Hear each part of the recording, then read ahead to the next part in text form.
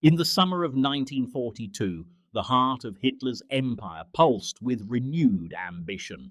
The setbacks of the previous winter, the failure to capture Moscow, the staggering losses in men and machines were brushed aside with dangerous confidence. To the German High Command, the Eastern Front was not lost, it was unfinished.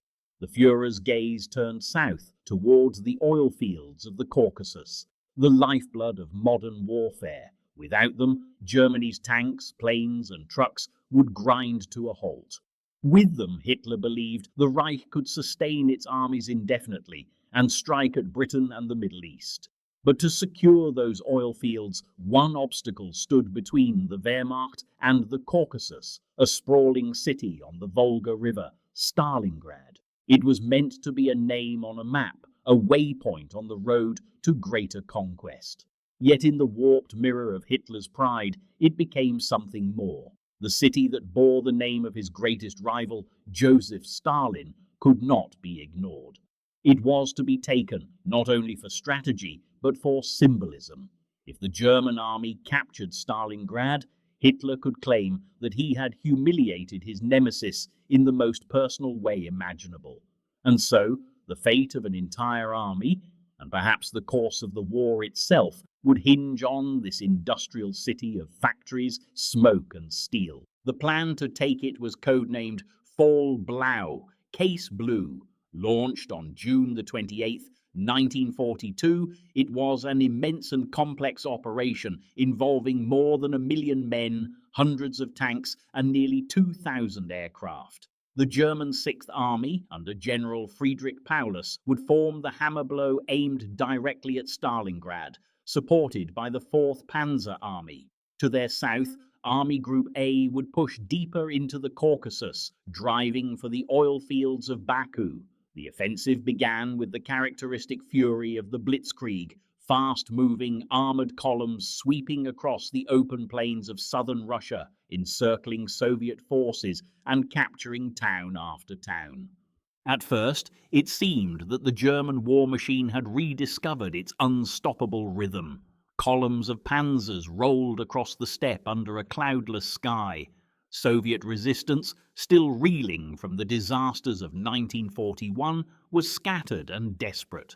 Villages burned in the wake of the advance. Prisoners streamed westward by the thousands. German officers wrote home with optimism. The front was moving again, and this time they believed there would be no mistake. The mighty Don River was reached in a matter of weeks, its crossings seized in bold lightning maneuvers. But beneath this momentum, cracks were already forming.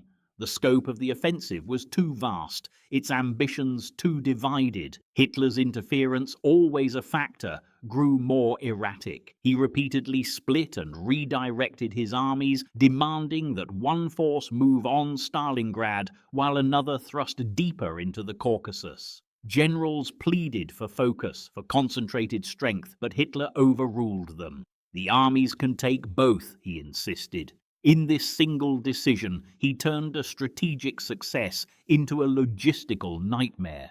Supplies had to cross hundreds of miles of broken terrain under the heat of the Russian summer. Fuel shortages slowed the advance, and tanks were sometimes abandoned for lack of petrol. By mid-July, as the Sixth Army crossed the Don and turned eastward towards the Volga, the first signs of real resistance emerged. The Red Army, though battered, was learning. Soviet divisions, though often destroyed, bought time with their lives. Every river crossing, every ridge became a fight. German commanders began to realize that this campaign was not the rapid victory they had imagined. It was turning into a grinding war of attrition. Still, the lure of Stalingrad remained. The orders were clear: advance at all costs. To the soldiers of the Sixth Army, the journey towards Stalingrad felt endless. They marched through parched plains where the horizon shimmered with heat. Dust choked engines and men alike. The villages they passed were silent. Their people fled or buried in the ruins left by retreat and bombardment. Occasionally, Soviet bombers appeared overhead, strafing columns as they moved east. At night, the men watched the sky glow red from distant fires. They did not yet know that the inferno would soon be their own. In the headquarters of the German High Command, reports of progress arrived daily. By early August, Paulus's forward elements were within reach of the city. The Volga lay ahead, a silver line through the endless brown of the steppe. The city itself stretched along the western bank, a jagged line of smokestacks and concrete. Soviet troops were already digging in. Stalin had issued his infamous order number 227. Not one step back. There would be no retreat from Starlingrad. Civilians were conscripted to build fortifications, soldiers to die defending them. For Hitler, it was the moment he had dreamed of. He believed that the capture of Starlingrad would cripple Soviet morale and secure the left flank of his southern drive. He issued direct orders for the Luftwaffe to reduce the city to ashes. To General Paulus, he commanded only one thing: take Starlingrad. No timetable, no conditions, just victory. Yet even as Paulus prepared his divisions for the final drive, his intelligence officers warned of mounting Soviet reinforcements across the Volga. Unknown to the Germans, the Red Army was already positioning entire armies beyond the river, ready to counterattack. But these were problems for later. In August 1942, the German army stood at the height of its power in the east. From the Don to the Volga, their banners stretched across hundreds of miles of conquered territory. In Berlin, propaganda minister Joseph Goebbels announced that victory in the south was near. The newspapers spoke of the final push to destroy Bolshevism. Yet among the soldiers themselves, an unease was growing. The summer offensive had been a march of exhaustion. Supplies ran thin, replacements were scarce, and the Russians, those whom the German command had once called inferior, were showing an uncanny ability to recover. As the Sixth Army moved closer to Stalingrad, its columns passed through fields littered with burnt-out vehicles and the bones of earlier battles. The once green steppe was now a landscape of rust and dust. They could see the smoke rising from the city even before they arrived. The great factories on the Volga, the Red October steelworks, the Barricady gun plant, the tractor factory, stood like fortresses amid the haze. By late August, the soldiers of the 16th Panzer Division reached the riverbank north of the city. They radioed back the message, "We have reached the Volga." It was meant as triumph, yet it would mark the beginning of a nightmare. For even as they looked out across the broad, glimmering river, Soviet guns opened fire from the opposite bank. The Germans had arrived, but the enemy was waiting. The road to Starlingrad, long, hot and costly, had reached its end. Ahead lay a different kind of war, one fought not across open plains, but among the shattered streets of a burning city. The men of the Sixth Army believed they were about to capture their greatest prize. In truth, they were marching into the graveyard of an empire. The August sun hung low and merciless over the southern steppe, turning the dust of Russia into a golden haze. For the soldiers of the German Sixth Army, the landscape stretched endlessly in every direction, a world of heat, dirt and exhaustion. Convoys of trucks and tanks crawled forward, their engines choking on fine powder that clung to everything. Behind them, black columns of smoke marked the path of conquest, a trail of burning villages and broken resistance. The Volga River, the great prize of the campaign, now lay somewhere beyond the horizon. The closer they came to it, the heavier the air seemed to grow. General Friedrich Paulus sat in his command car, poring over maps marked with red and blue arrows. Each represented entire divisions, but to him they were numbers, coordinates, objectives, movements. He was a man of precision, methodical and obedient, the kind of officer the German General Staff prized. Yet as his columns pushed closer to Starlingrad, even Paulus could sense that this operation was unlike any other. The enemy no longer fought to delay or retreat. The Soviets were digging in, their defense growing more ferocious with each passing mile. Every hamlet, every patch of scrubland became a position to be held. The summer offensive that had begun in triumph was slowing under the sheer vastness of Russia. The open steppe, so ideal for tank warfare, now revealed its cruel side. Endless distances that devoured supplies and men alike. Fuel convoys stretched thin. Ammunition had to be ferried across makeshift bridges or hauled by horse carts when roads disintegrated. And the heat, a suffocating, relentless heat, turned the interiors of tanks into ovens. Mechanics collapsed beside their machines, soaked in sweat and oil. Water was rationed more carefully than bullets. On the front lines, German infantrymen fought running battles with Soviet rearguards. The Red Army, refusing to yield easily, had developed a grim rhythm. Fight until encircled, withdraw just before annihilation, then strike again further east. It was a strategy of bleeding the invader slowly. At the bend of the Don River, Soviet forces under General Timoshenko mounted fierce counterattacks, slowing the German advance for precious days. The Luftwaffe swept the skies to keep control of the air, their bombers pounding Soviet positions with relentless fury. Villages were erased in minutes. The smell of fuel and scorched grain lingered long after the aircraft had vanished. In Berlin, propaganda broadcasts spoke of victory near at hand. Maps on radio tables showed the German spearhead driving deep into the Soviet Union, the front line stretching almost to the Caspian.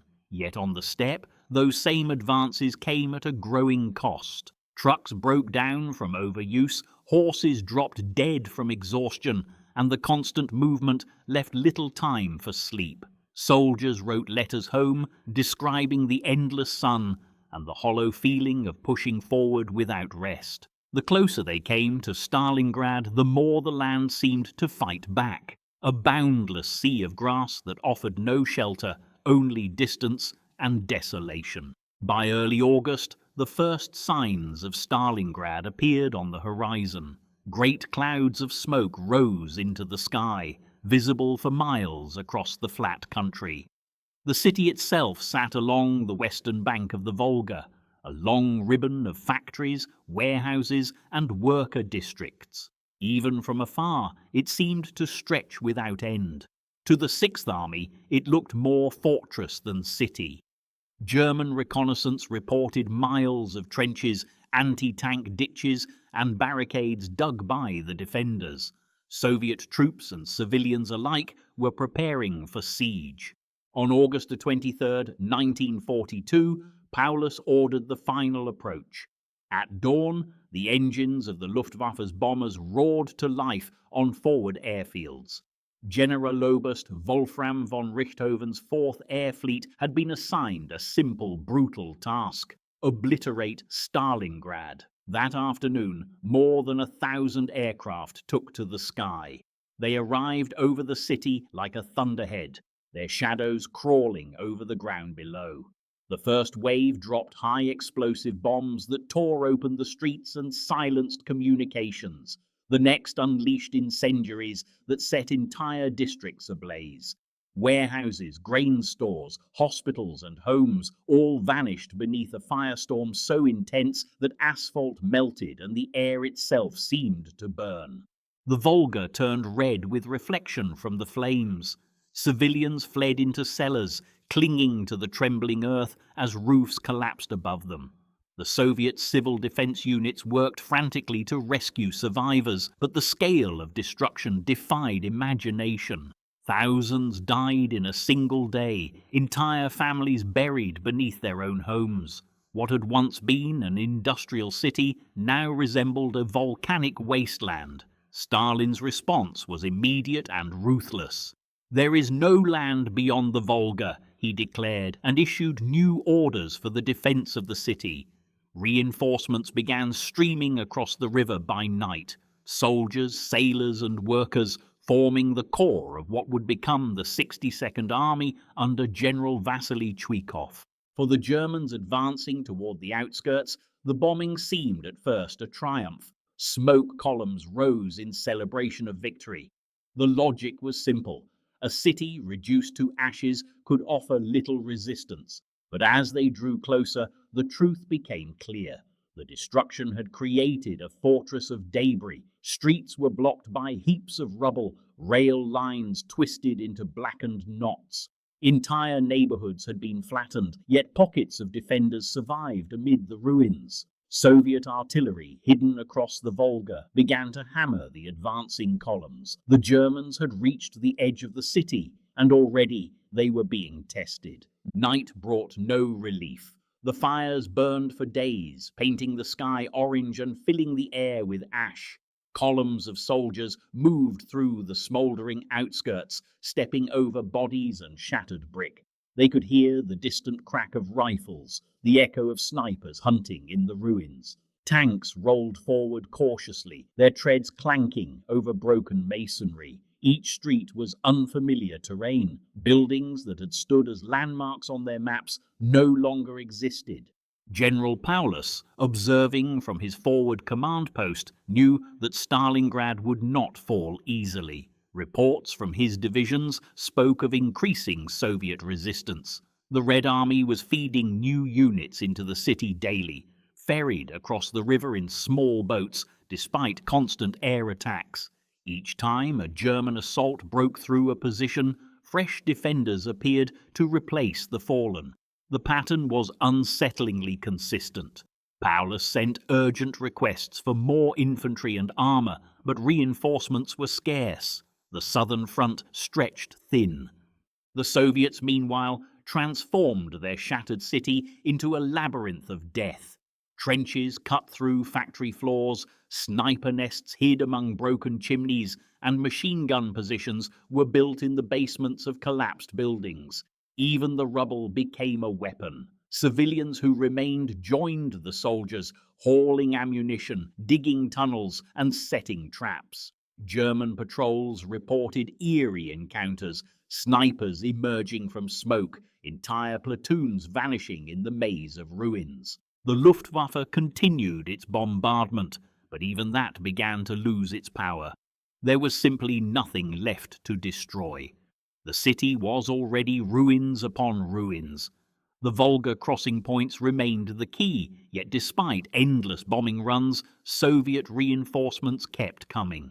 The river, wide and silver beneath the moonlight, became the city's lifeline. Barges and small boats ferried men, supplies and ammunition across under the cover of night. The Germans could see the glow of torches and hear the thrum of engines on the far bank, but they could not stop them all. As August drew to a close, the Sixth Army reached the northern outskirts. The ruins of the tractor factory loomed ahead, a shattered hulk of steel that would soon become one of the most contested places on Earth. The first clashes within the city began. Small, sharp engagements fought among collapsed walls and burned-out rail yards. Machine guns rattled through the night, their sound echoing off broken concrete. For the Germans, this was supposed to be the prelude to victory. In truth, it was the beginning of a descent into chaos. The open steppe that had carried them this far was behind them now. Ahead lay a new kind of war, one measured not in miles, but in meters. The men of the Sixth Army could feel it in their bones as they advanced past the wreckage. Starlingrad stood before them, smouldering, defiant, alive. It was supposed to be another city to conquer, another line on a map to be crossed. Yet in the glow of its burning skyline, some among them sensed that this place was different. Something vast and terrible waited within those ruins. The Germans had reached the gates of Starlingrad, but their journey was far from over. The city would not fall in days nor weeks. It would consume them, brick by brick, street by street, until there was nothing left to give. When the first German divisions crossed into Starlingrad proper, the city no longer resembled a place where people lived. It looked more like a corpse of civilization, a body torn open by fire and steel. The smoke from the August bombing still clung to the streets, drifting between gutted buildings like a ghost. The sky was grey even at noon, filled with ash that never seemed to settle. The Volga River flowed beyond the ruins, wide and indifferent, carrying debris and bodies downstream. For the soldiers of the Sixth Army, this was the battlefield that awaited them, a labyrinth of shattered stone, twisted metal, and a foe that refused to vanish. The first encounters inside the city shocked even veteran troops. German infantry advancing through the northern districts found that every pile of rubble concealed gunfire. Soviet soldiers, sometimes only a handful, would emerge from cellars or holes in walls to launch ambushes, then vanish again into the debris. Grenades rolled down stairwells, bursts of submachine gun fire echoed through empty factories, and entire platoons were lost, taking single buildings. Streets that once bore names like Krasnaya or Leningradskaya became known by the men only as the Street of Death, the Courtyard, or the Factory Zone. General Paulus had expected resistance, but nothing like this. His army had been built for movement, tanks sweeping across open plains, infantry following in disciplined waves. Stalingrad was a different war entirely. The terrain itself had turned traitor. Tanks bogged down in cratered streets, their treads were trapped in collapsed sewers. Snipers made movement suicidal. Each time a machine gun silenced one position, another opened from a new angle. German troops began to understand that they were no longer fighting for territory measured in miles, but for each room, each hallway. To the Soviets defending the city, every ruined building became sacred ground. The workers of the factories had been turned into soldiers. Men and women from the Red October steelworks, the Barricadi gun plant, and the Dzerzhinsky tractor factory fought amid the same machines they once used to build tractors and tanks. Their improvised units, commanded by officers who often died within hours, fought with a ferocity that stunned their attackers. "This is our home," one Soviet officer told a German prisoner before his execution, "and you will find nothing but graves here." The German air raids that had turned the city into rubble now punished their own troops. The ruins made it impossible for the Luftwaffe to distinguish friend from foe. Pilots circled above, staring down at a grey maze where front lines no longer existed. When bombs fell, they buried Germans and Soviets alike beneath the same dust.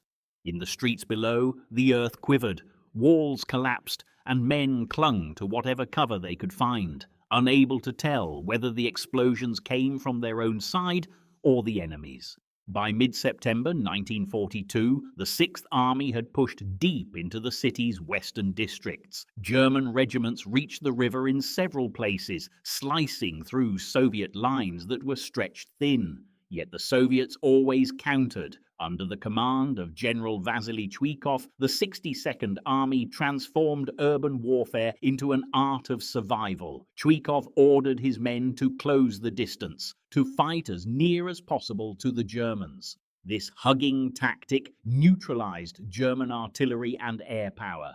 It forced the battle into brutal proximity, where hand grenades, knives, and bayonets were the deciding weapons.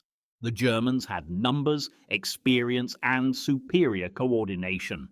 The Soviets had will. Across the river, General Zhukov ensured that reinforcements flowed in every night under the cover of darkness. Small boats ferried men, ammunition, and supplies across the Volga, dodging shellfire and aircraft. Many never made it. Those who did arrived in a city where life expectancy was measured in hours. Yet the flow never stopped. Every soldier who crossed took an oath: there is no land beyond the Volga.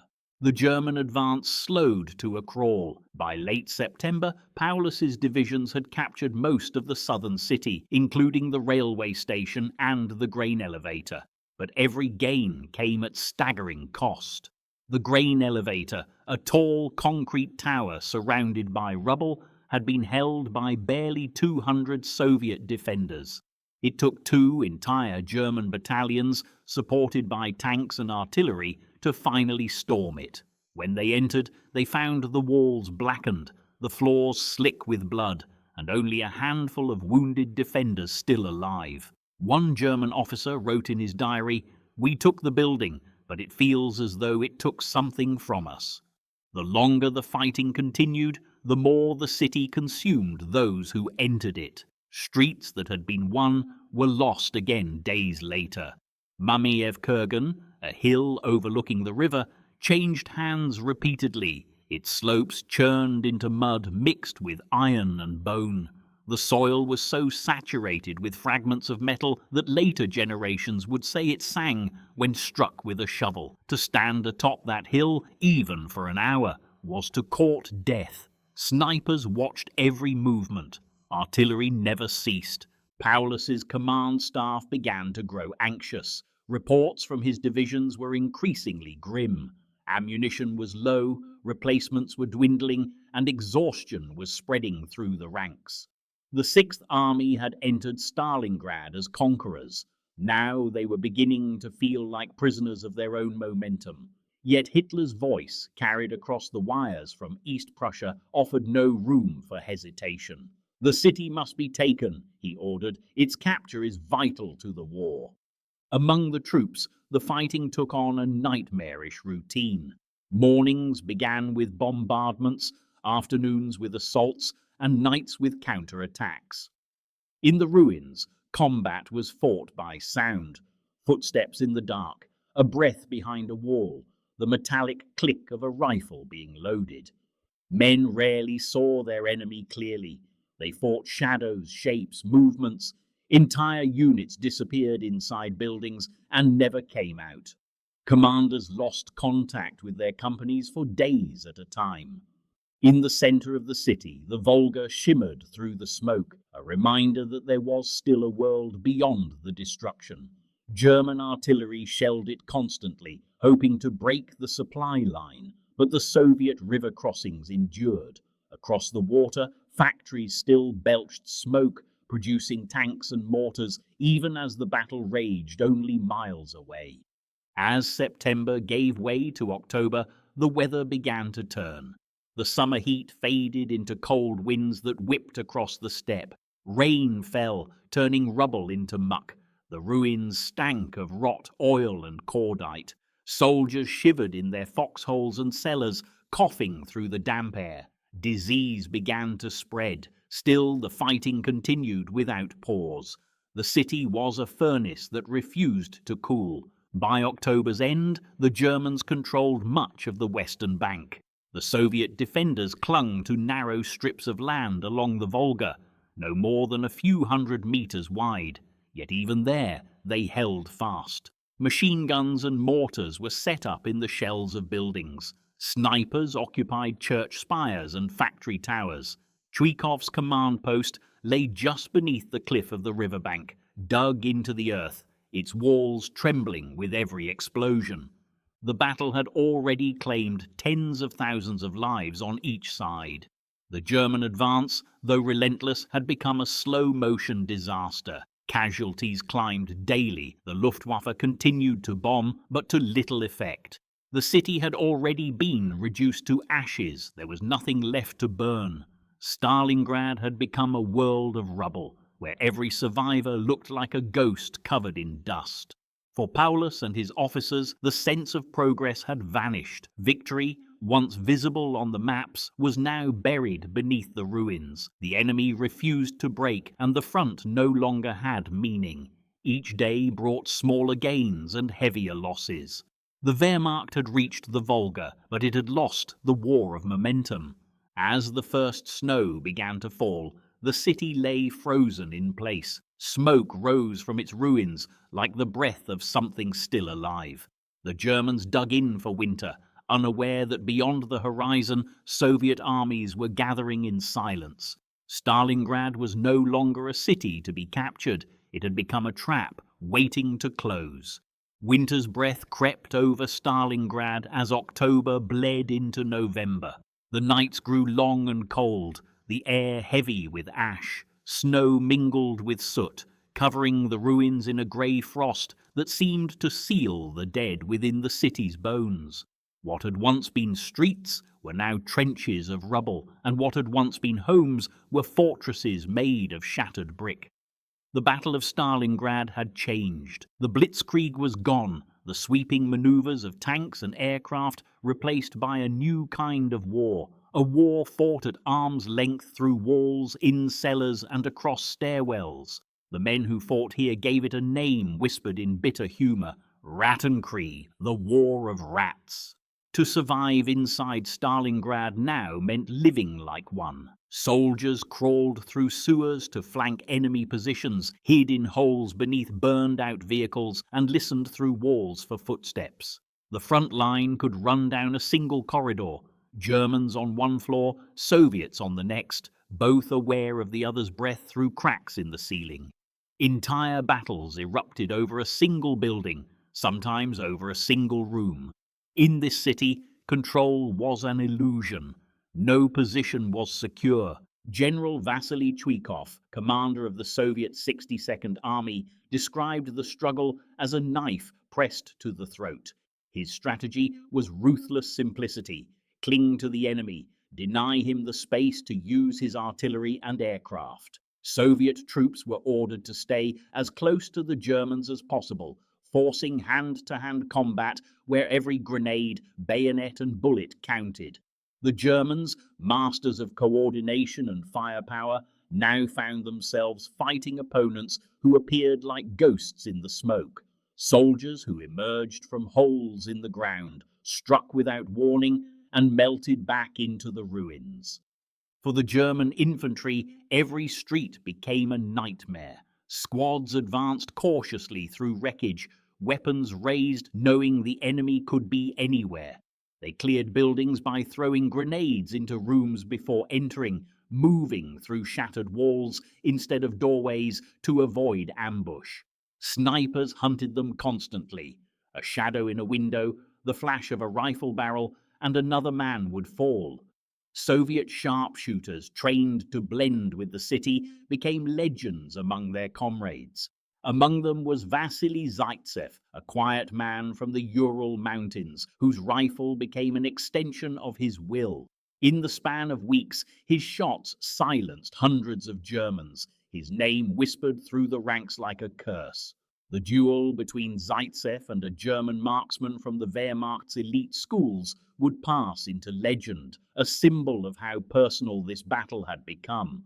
On Mamayev Kurgan, the high hill overlooking the river, the ground itself was alive with fire. Artillery pounded it day and night. The soil turned black and red from iron and blood. Soldiers who climbed it in the morning rarely lived to see evening. The dead were buried by fresh shell bursts, and the living fought from the mounds of their fallen comrades. Soviet and German flags were raised and torn down dozens of times. Nothing grew there anymore, and nothing would for years after. The Germans adapted where they could. Engineers transformed ruins into strong points. Machine guns were mounted in doorways. Tanks positioned between buildings to fire down entire streets. Mortar crews set up inside courtyards where the echo of their blasts made it impossible to tell direction. Communication wires snaked through basements, connecting battalion command posts set up in former shops and schools. Yet despite all these efforts, progress slowed to a crawl. Each gain required blood, an apartment captured here, a workshop taken there, only to lose it again hours later. At night, the Volga was alive with movement. Soviet boats crossed under darkness, bringing fresh troops and taking the wounded back. The river froze in places, but still they came, men clutching rifles, knowing they were entering a slaughterhouse.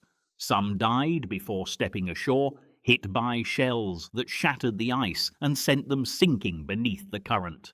Those who reached the city waded through mud and smoke to the front, guided by the faint glow of fires and the cries of comrades ahead. There was no silence in Starlingrad, only the endless thunder of explosions, the clatter of gunfire, and the low hum of fear that gripped both sides alike. For the civilians trapped in the ruins, survival was a daily act of defiance. Families huddled in cellars, their homes reduced to rubble above them. Food was scarce. People scavenged burned warehouses for anything edible. Many joined the fight, carrying ammunition, tending to the wounded, or picking up rifles themselves. The lines between soldier and civilian disappeared. The city's defenders were no longer just an army. They were its people. By November, the German advance had reached its limits. Paulus's men occupied most of the city west of the Volga. The factories were in ruins, yet still the Soviets held their eastern banks and the river crossings. Supply was becoming a nightmare. Each day, the Luftwaffe struggled to bring in ammunition and rations. The cold worsened. Snow fell, melting into the mud, then froze again. Weapons jammed, engines stalled, and frostbite crept into every extremity. Inside the German lines, morale began to shift. Letters home spoke less of victory and more of exhaustion. Soldiers described the city as a place where time no longer existed, where day and night blurred into one endless struggle. Some units were reduced to a fraction of their original strength. Replacements arrived straight from training camps, inexperienced and terrified, often dying within days. Still, orders from above never changed. The Führer demanded the city be taken. To retreat, even a single block, was forbidden.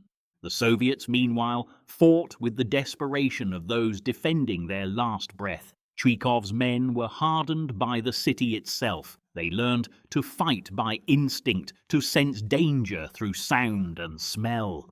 They ambushed German patrols from behind broken walls, used flamethrowers to clear bunkers, and hurled grenades into cellars before rushing in with bayonets. The battle became so intimate that soldiers spoke of hearing their enemy's prey before dying.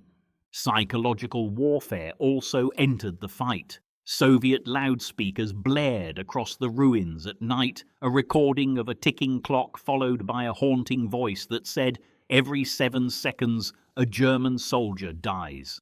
After that, the melody of a slow tango drifted through the darkness. Some men laughed bitterly, others stared at the black sky in silence, wondering when their 7 seconds would come. By now, Paulus's once proud Sixth Army was bleeding itself dry. The soldiers were veterans of Europe's greatest victories, yet Stalingrad was devouring them. The tactics that had conquered France, Poland, and the Balkans meant little amid the debris. The enemy was everywhere, unseen and unbroken. What had begun as conquest had turned into endurance, a struggle to stay alive long enough to see dawn. Each sunrise revealed less of the city than before. Buildings crumbled into themselves, turning whole districts into flat fields of rubble. German troops found themselves fighting in landscapes without reference, where landmarks no longer existed. The Volga remained visible, but even that was a reminder of failure. They had reached it, yet they could not claim it. Across the water, Soviet artillery flashed like lightning, hammering their positions day and night. In early November, the first snowstorm swept across the front. The wind howled through the ruins, carrying with it a sound that some mistook for voices. The temperature dropped below freezing, and fires became essential for survival. Yet fires drew attention. Snipers watched for the faint glow in the dark, and every spark risked death. The city froze, yet the fighting continued. By the middle of the month, German command posts were filled with maps marked by red lines showing Soviet positions, lines that refused to vanish. Paulus urged his superiors for rest, for reinforcements, for permission to pause. None came. Hitler demanded victory by winter's end, convinced that capturing Starlingrad would secure the southern front once and for all. The Sixth Army obeyed, still clawing for the last blocks near the river, unaware that far beyond the city limits, entire Soviet armies were gathering for something far greater than defense. The Rattenkrieg had cost both sides dearly. The city was dying, yet neither would let go. Beneath the ice and the ruins, hundreds of thousands waited for an end that refused to come. In the distance, the wind carried the faint rumble of artillery, a sound too deep, too steady to be the usual chaos. Something vast was moving beyond the horizon. The hunters in the ruins were about to discover that the trap had already been set. By November 1942, the winds over the Volga carried more than snow. They carried whispers of Soviet troop movements to the north and south, of strange columns gathering beyond the horizon. German sentries along the outer lines saw flickers of light at night, distant and rhythmic, like stars moving across the earth. To the men in Starlingrad, these were only rumors.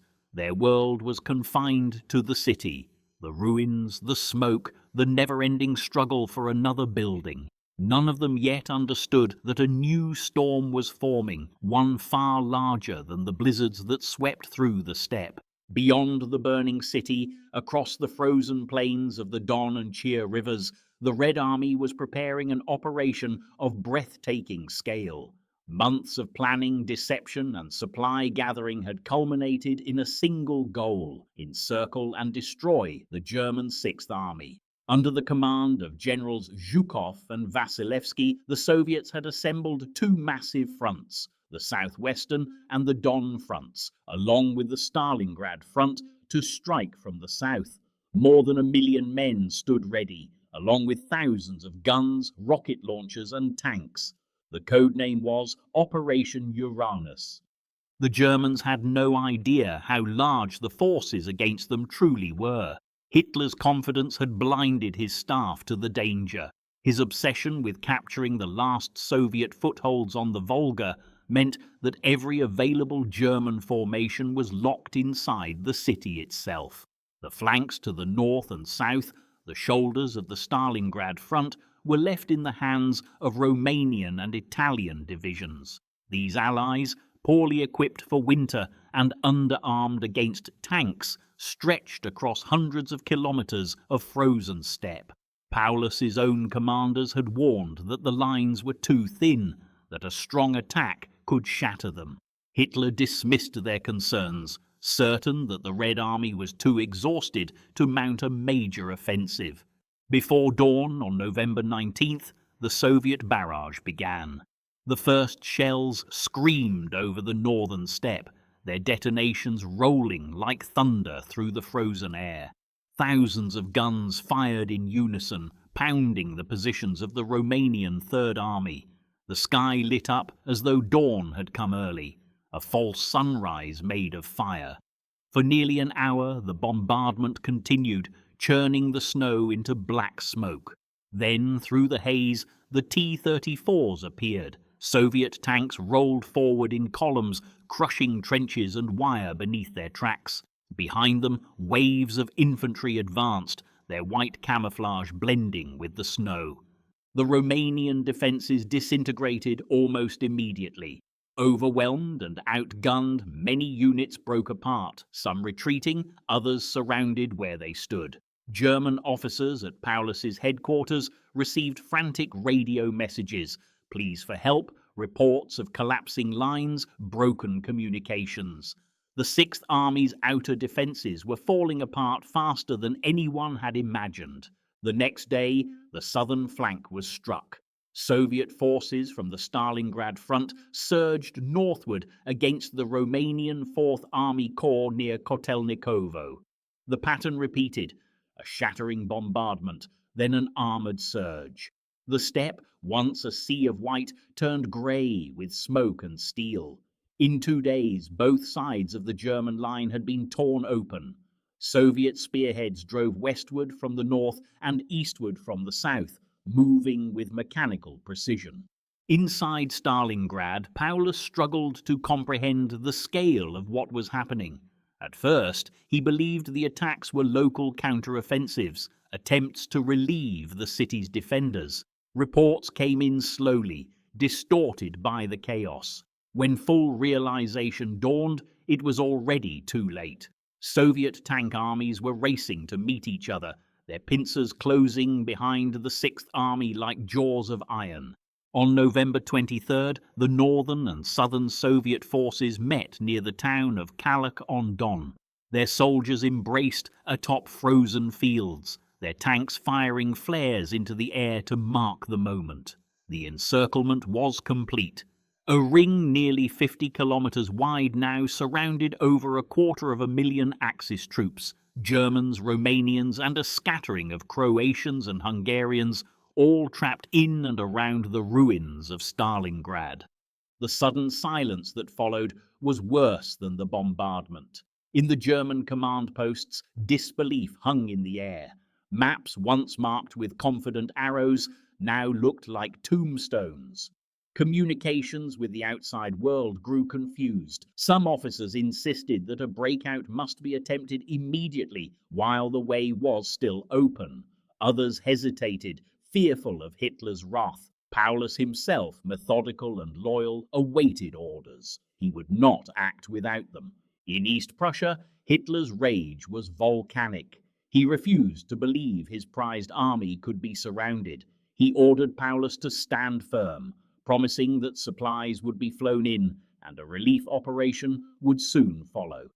The Sixth Army was to hold its ground at all costs. The fortress of Stalingrad will be supplied by air, he declared, convinced that the Luftwaffe could deliver what was needed. His generals knew this was fantasy. The weather was worsening, airfields were distant, and Soviet anti-aircraft guns already covered much of the region, yet none dared contradict him. Within the pocket, the Kessel, as the Germans called it, chaos reigned. Divisions that had been stretched across the city now realized they were cut off entirely. Fuel reserves dwindled rapidly. Ammunition was precious. Soldiers scavenged through destroyed supply trucks for food and warm clothing. The steppe outside the city became a no-man's land, swept by Soviet patrols and artillery fire. For the Soviets, the encirclement was a triumph years in the making. After months of retreat and bloodshed, the Red Army had trapped one of Germany's greatest field armies. Yet Stalin demanded more than a victory of maneuver. He wanted annihilation. Orders were issued to tighten the ring, to destroy any hope of escape. Artillery batteries moved closer to the perimeter, bombarding roads and gathering points. Soviet infantry began constructing defensive belts to repel any relief attempts. Inside Stalingrad, the atmosphere changed overnight. What had once been a city under siege became a prison. German soldiers who had once believed themselves the conquerors now faced the grim reality that they were surrounded. The ruins they had fought so hard to capture became their own entombment. The mood in Paulus's headquarters shifted from determination to disbelief, then to grim acceptance. Paulus himself was a man trapped between obedience and reason. He understood that his army's position was untenable, encircled, undersupplied, exposed to the Russian winter. Yet his loyalty to Hitler's orders bound him. Messages from Berlin urged endurance and promised rescue. Help is on the way, they said. Manstein, the field marshal to the west, was assembling a relief force. Until then, Paulus was to hold Starlingrad. The men in the ruins clung to this hope. They told each other that the Führer would not abandon them, that the Luftwaffe would keep them alive until the rescue came. Each day, they watched the sky for the sound of engines. Sometimes planes appeared, circling above the smoke and snow. Crates were dropped by parachute.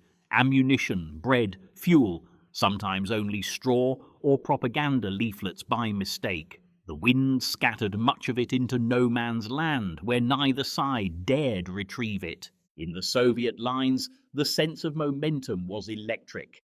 Propaganda units broadcast messages across the snow. The German army is finished. Surrender and you will live. The encirclement had shifted the balance of the entire war. For the first time, the Red Army stood poised, not just to repel the invader, but to destroy him. Stalin ordered celebrations in Moscow. Bells rang, and the city's artillery fired salutes. Yet for the soldiers still fighting on the frozen ground, there was no celebration, only the grinding duty of tightening the noose. The German command structure inside the pocket began to fracture. Supplies were rationed to the gram, horses were slaughtered for food, wounded men froze in makeshift shelters, their breath visible in the bitter air. Still, Paulus's headquarters sent reports of resolve and discipline, even as the truth on the ground grew desperate. Some units were reduced to a few dozen men. The once mighty Sixth Army had become a scattered collection of starving survivors. On the outskirts, Soviet patrols found evidence of the German plight: half-burned vehicles, discarded equipment, and the frozen remains of men who had tried to slip through the encirclement. The steppe itself had become a weapon as deadly as any gun. Temperatures plunged below -20°C, and the winds carved through uniforms meant for autumn, not winter. By the end of November, the trap was sealed completely.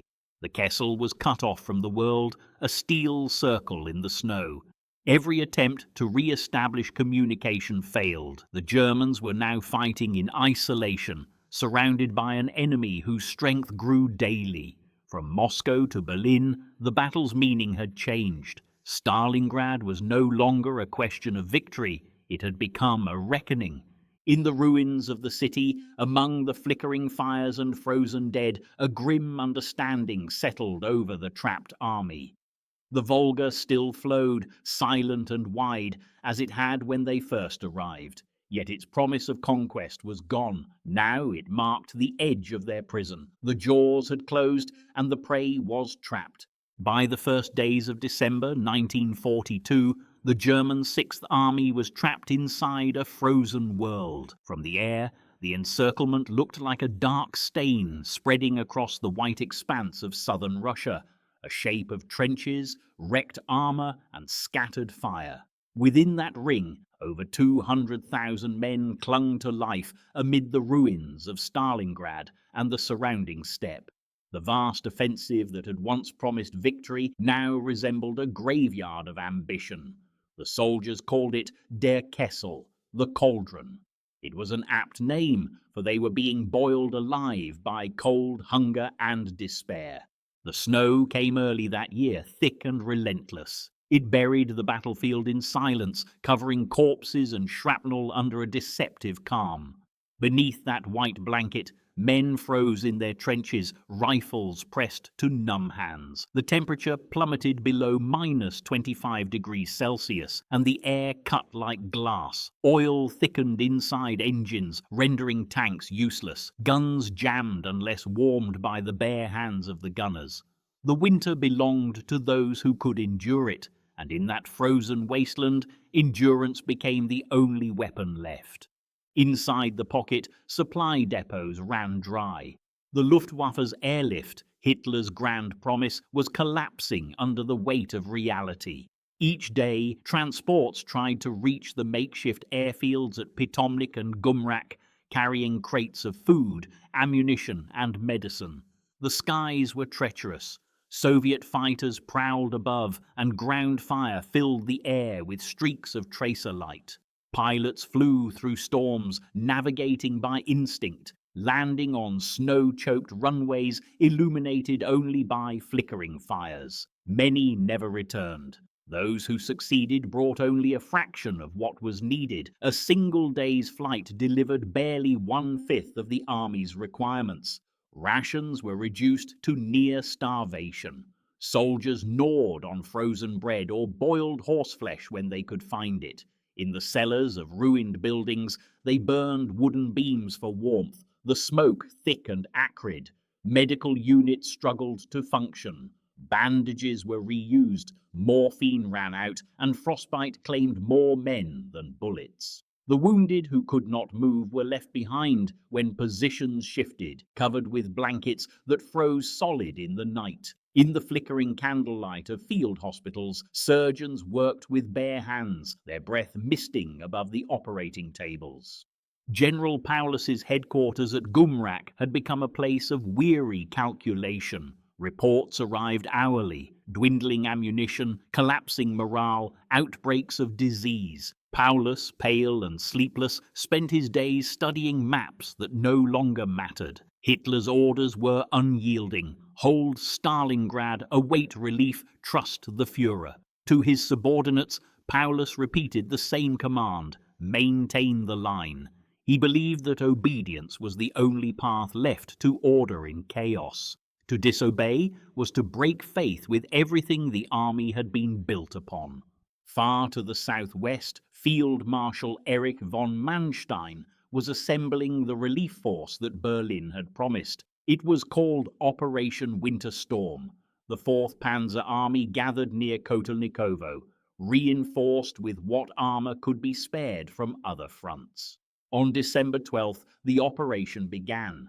German tanks rolled across the frozen steppe, engines howling in the cold, their commanders driving toward the encircled army with desperate resolve.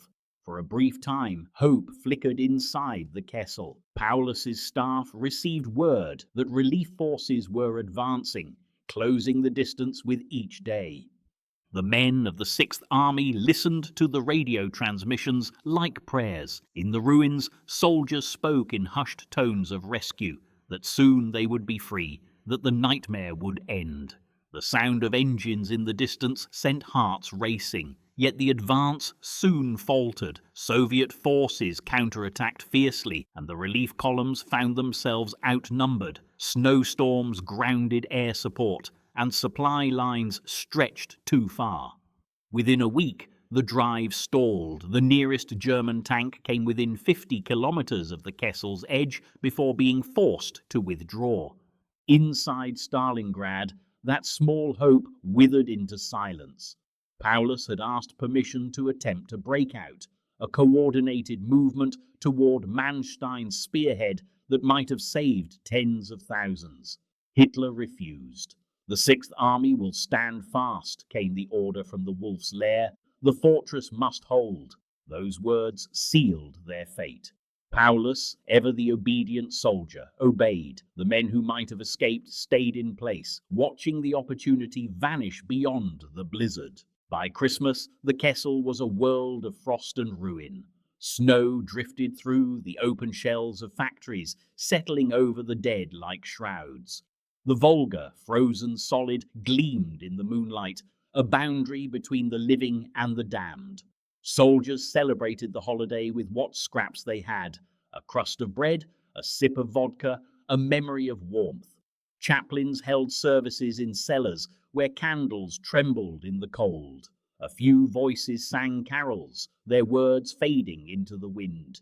Even those who still believed in rescue felt the weight of inevitability pressing down.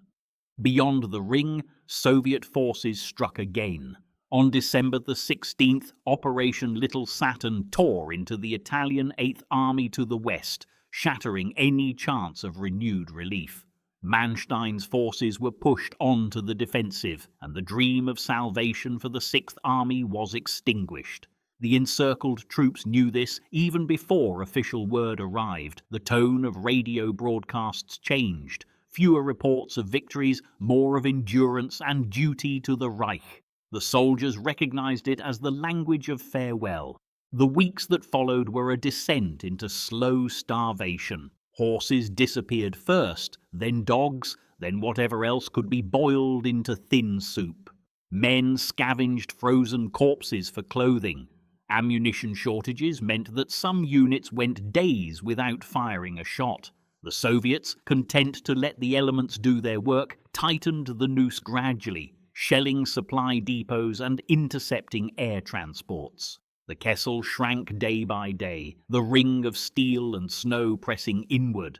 Among the ruins, camaraderie became the last comfort. Soldiers shared cigarettes, told stories of home, and promised each other they would survive. The sense of discipline that had defined the Wehrmacht gave way to something more primal, a will to endure, no longer for victory, but simply for life. Officers who once demanded precision now distributed rations with their bare hands. Rank and uniform mattered little in the cold. Every man was equal before hunger. Paulus grew thinner, his uniform hanging loose. His staff officers saw the change in him, the quiet resignation of a man carrying an impossible burden. In his diary, he wrote of duty and despair, of loyalty to command weighed against the suffering of his men.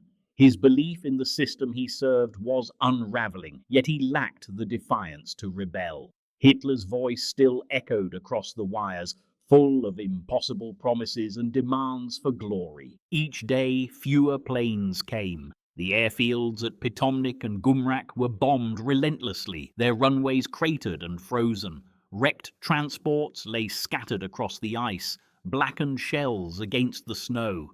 The last flights out carried the wounded and the privileged, officers, doctors, and a few chosen technicians. Those left behind watched the aircraft vanish into the clouds, knowing they would never return. By late January, disease spread unchecked. Typhus, dysentery, and frostbite claimed thousands. The wounded lay in long rows inside barns and bunkers, their breath visible in the freezing air. Medics moved among them quietly, marking those beyond saving. The ground itself seemed to reject life. For the Soviets encircling the Kessel, the sight of German columns fading into silence marked a grim satisfaction. The Red Army had suffered horribly, yet now they held the advantage. Artillery lined the perimeter, ready to crush whatever remained. Still, there was a measure of respect among the victors in waiting. They saw the Sixth Army as an enemy that refused to surrender to the elements, even as defeat became absolute. In Berlin, the truth was hidden behind words like fortress and heroic defense. The propaganda machine called Starlingrad a symbol of German resolve. In the trenches, the soldiers called it something else entirely, the grave of the army. The Kessel no longer belonged to strategy or command. It had become a tomb in motion, closing in on itself with every passing day. The men who had once marched proudly across Europe were now shadows clinging to the frozen earth, surrounded by an empire of silence. Soon, the final assault would begin, and the cauldron's fire would burn out. By the dawn of 1943, the once proud German Sixth Army had been reduced to a ghost of its former self. The soldiers who remained inside the Stalingrad pocket no longer spoke of victory or even escape, only of endurance. The cold had settled deep into their bones, the kind of cold that no fire could drive out. Each breath crystallized in the air, and the snow around their trenches was littered with frozen shapes that had once been men. The Kessel, that ring of frost and despair, was collapsing inward, and with it the last illusions of survival. The new year came and went without celebration. Artillery flashes on the horizon replaced fireworks, and the sky over the Volga glowed with the reflection of burning wrecks. At Paulus's headquarters, officers gathered in silence, their faces gaunt under the flickering lamplight. Radios crackled with reports that grew shorter each day. Positions lost, supplies gone, units disbanded through attrition. Yet even in the face of ruin, the voice from Berlin was unwavering. Hitler's messages arrived regularly, urging heroic resistance and promising reinforcements that never came. To him, the Sixth Army was not a force of flesh and blood. It was a monument to his will. The soldiers on the ground no longer believed in such abstractions. Hunger gnawed through discipline, through pride, through the ideals that had carried them across Europe. Meals consisted of thin soup boiled from horse bones or scraps of frozen bread shared among comrades. Ammunition was rationed like gold. Every bullet fired had to mean something. The bodies of the fallen, half buried under snow, formed the contours of new trenches. The Kessel had become a landscape sculpted by death. The Soviets outside the ring knew that the end was close. They had already begun preparations for the final act, Operation Koltso, the closing of the ring. Artillery was brought forward in vast numbers. Tanks were positioned along the steppe to strike from every direction. Soviet generals debated whether to storm the pocket or starve it out. In the end, they chose both. On January the 8th, emissaries were sent through the snow with white flags, offering Paulus and his men a chance to surrender. The message was simple: your situation is hopeless. Spare your soldiers from further suffering. The reply came in silence. Paulus remained bound to Hitler's command. Starlingrad was to be held to the last. 4 days later, the storm broke. Before dawn on January 10th, the eastern sky lit up with a blinding barrage. Thousands of Soviet guns unleashed their fury at once, shaking the ground until it seemed to heave like a living thing. The air was filled with dust and smoke, mingled with the metallic taste of cordite. Soviet infantry advanced behind the barrage in endless waves, supported by tanks that crushed through snow and wreckage alike. The German perimeter, already paper-thin, splintered under the assault. Entire regiments ceased to exist within hours. Inside the pocket, communication collapsed. Field radios failed under the bombardment, and telephone lines were severed. Commanders lost track of their units. Battalions fought alone, relying on flares to signal distress. The frozen steppe echoed with the grinding of treads and the distant rumble of guns. Every strong point became an island surrounded by fire. Some fought until the last shell was spent, then charged with bayonets. Others surrendered, raising makeshift flags from torn sheets. The Soviets moved methodically, carving the Kessel into smaller and smaller fragments. At Gumrak airfield, the last lifeline to the outside world fell under direct attack. Planes attempting to land were met with curtains of tracer fire. By January 22nd, Gumrak was lost, and with it all hope of evacuation. The final transport to leave the field carried a few wounded officers and critical documents. Those who remained watched the aircraft lift into the night sky, vanishing through the storm. None came back.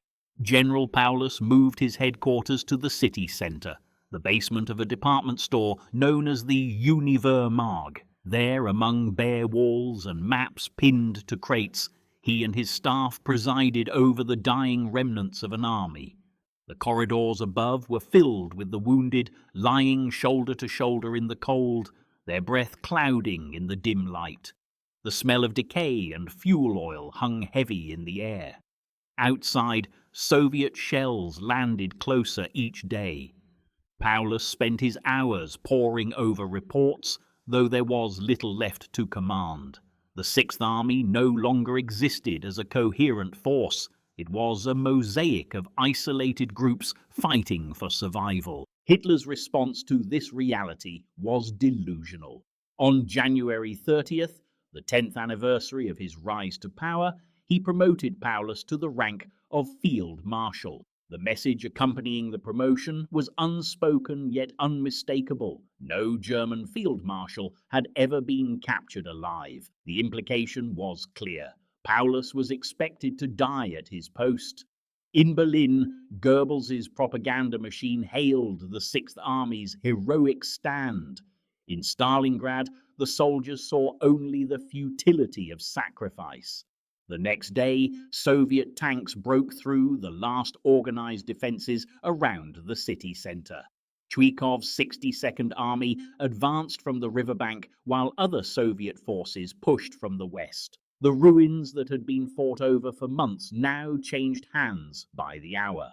Paulus's officers urged him to act, to attempt surrender, or at least to move his headquarters to a safer position. He remained seated at his desk, listening to the thunder above. His face was expressionless, his voice calm when he finally spoke. "I have no intention of shooting myself for that Bohemian corporal," he said softly. On January 31st, Soviet troops reached the Univermarkt building. The final defenders outside were overwhelmed, and tanks rolled into the square. A delegation entered the basement, led by officers of the 64th Army. Paulus emerged from his office, gaunt and hollow-eyed. The meeting was brief, no dramatic speeches, no final resistance. The commander of the 6th Army surrendered unconditionally. To the north, pockets of resistance still clung to the ruins. Soldiers who either hadn't received the order to surrender or refused to believe it. Fighting continued for another 2 days in the factory district, where General Strecker commanded the remnants of the 11th Corps. Surrounded on all sides with no food or ammunition, Strecker finally signaled his capitulation on February 2nd. The battle for Starlingrad was over. When the firing stopped, a silence descended over the ruins that seemed almost unreal. The smoke cleared to reveal a landscape of devastation beyond imagination. Entire districts had been erased. Streets no longer existed, replaced by mounds of rubble and steel. The Volga was frozen, its surface scarred by shell holes and bodies. Of the 300,000 soldiers who had entered the city, fewer than 90,000 were still alive, most of them wounded, starving or frostbitten.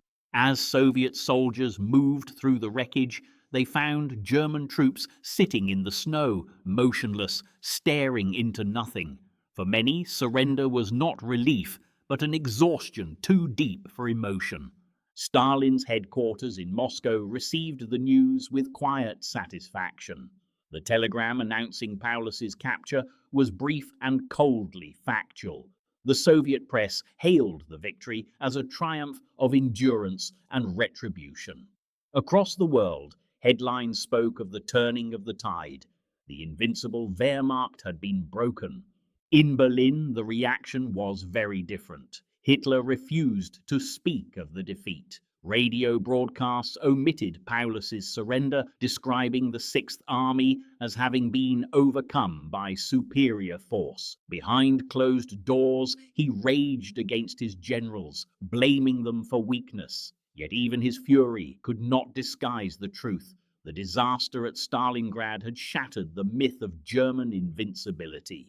The loss of an entire army was more than a military catastrophe. It was a psychological wound that bled through the Reich.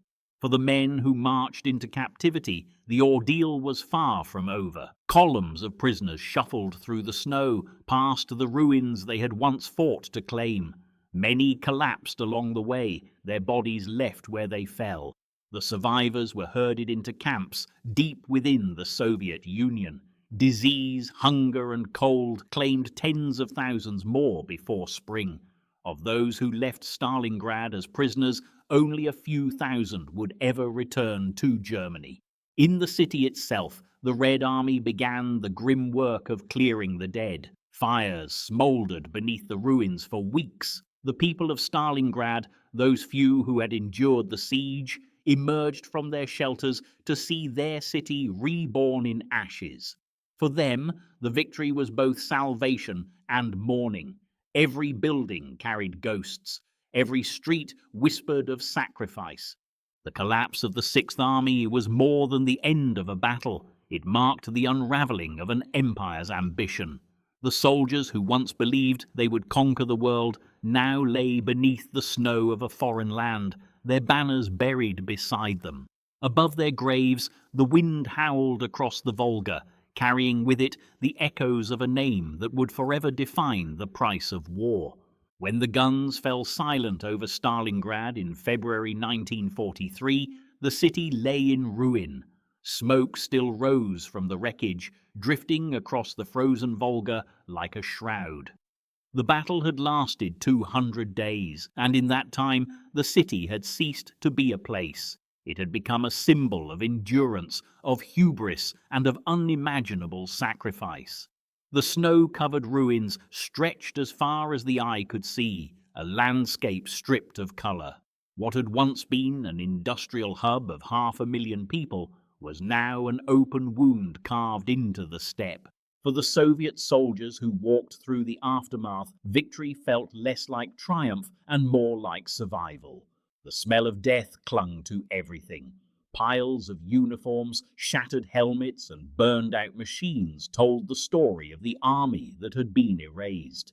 German prisoners huddled together in silence, their faces hollow, their uniforms torn and stiff with frost. They moved through the rubble like ghosts, carrying stretchers for the wounded or digging graves for their fallen comrades. Soviet troops watched in grim silence. There was no hatred left, only exhaustion. The scale of what had occurred defied comprehension. Estimates of the dead were staggering. Over 800,000 Axis troops were killed, wounded or captured, while Soviet losses exceeded 1 million. Civilians had died by the tens of thousands, many buried where they fell during the bombings of the previous summer. The Volga, once a symbol of life and trade, had become a graveyard. Ice still covered it in places, concealing bodies that would not be recovered until spring. For Stalin, the victory was more than a military success. It was redemption. The Red Army had endured 2 years of defeats and retreats, but now it had destroyed an entire German field army. News of the triumph spread quickly through Moscow. Bells rang across the capital, and banners were raised in every square. Yet even as the celebrations began, Stalin's orders were clear. There would be no pause. The war was far from over, and the Wehrmacht still occupied vast swathes of Soviet land. The spirit of Starlingrad was to be carried westward, to Berlin itself. Inside the ruined city, life began to stir again.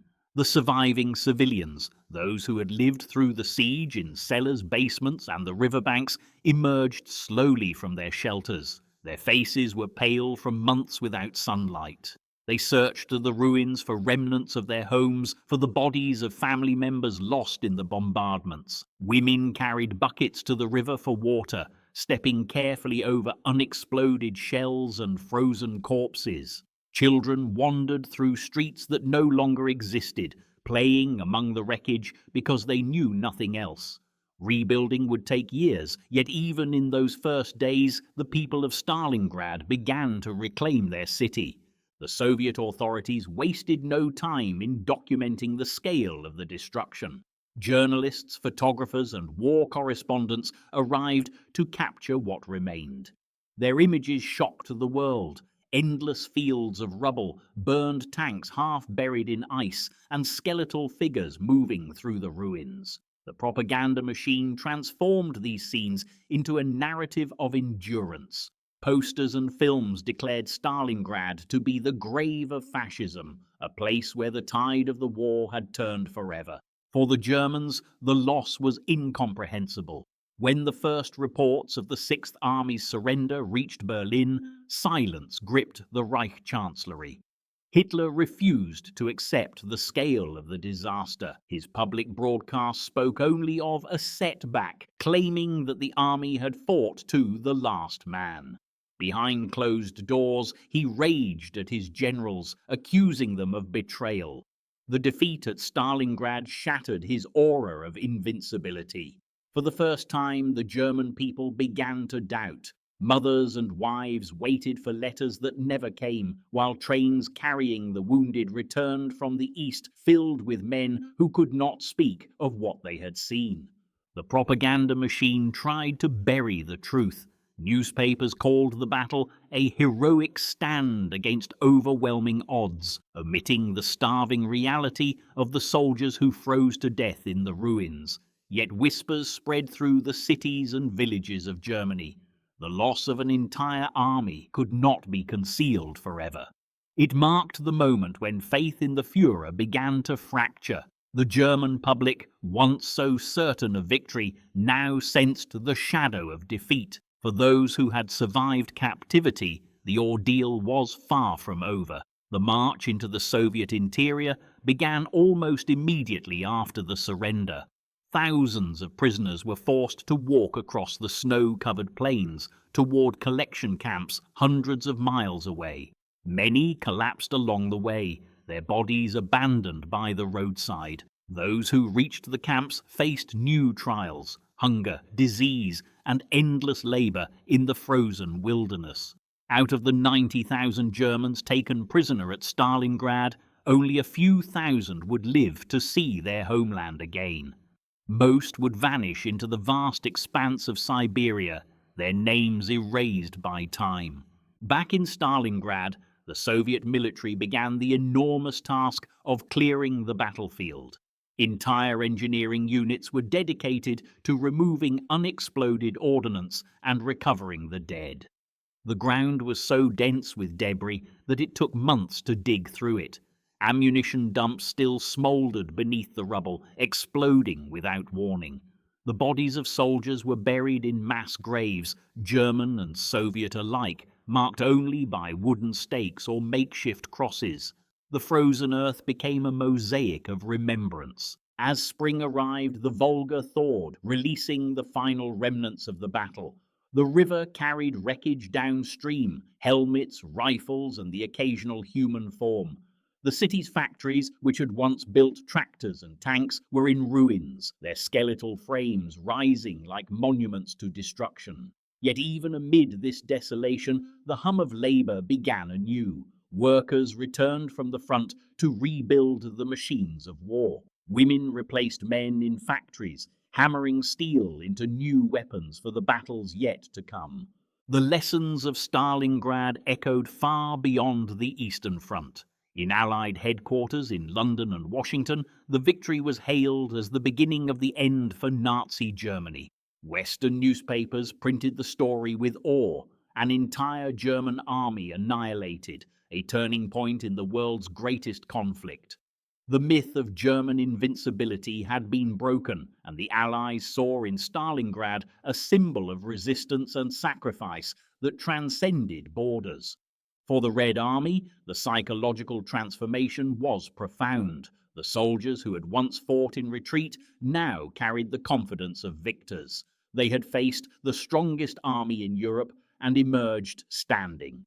The momentum born on the banks of the Volga would carry them westward through Kursk, through Kiev, through Poland, all the way to the gates of Berlin.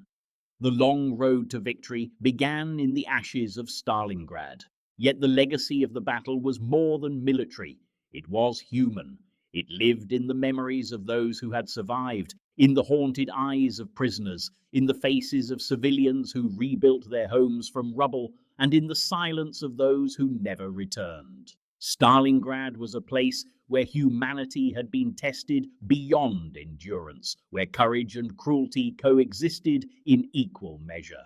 The frozen ruins told a story not of glory, but of the price of ambition and the resilience of the human spirit. Years later, when peace returned to Europe, Stalingrad would be rebuilt and renamed Volgograd.